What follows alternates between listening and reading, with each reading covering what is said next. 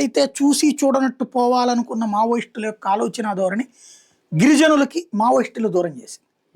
దాని ఇంపాక్ట్ తర్వాత కలిసిపోవడం బెటర్ జనంలోకి అనేటటువంటి ఫీలింగ్ ప్రారంభమైంది. దానికి గాను మల్లోజుల వేణుగోపాల్ని తొక్కేయడానికి ప్రయత్నించారు.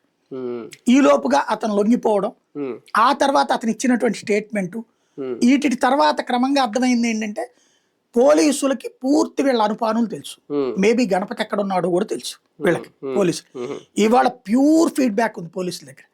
పోలీసుల్లో ఎవరైతే గత 40-50 ఏళ్ల నుంచి పర్టికులర్గా ఈ పనుల మీదనే కాన్సన్ట్రేట్ అయ్యి ఉన్నటువంటి అధికార యంత్రాంగం ఉందో వాళ్ళందరినీ క్రియాశీలక పాత్ర బయటికి కనిపించకుండా కేంద్ర హోంశాఖ మానిటర్ చేసింది. వాళ్ళు స్కెచ్ చేయబట్టినే ఇప్పుడు ఇంతమంది. ఇక ఓ రకంగా చెప్పాలంటే కలుగు చుట్టూ పొగబెట్టారు. కలుగులో నుంచి ఎలకలు బయటకు వస్తున్నాయి.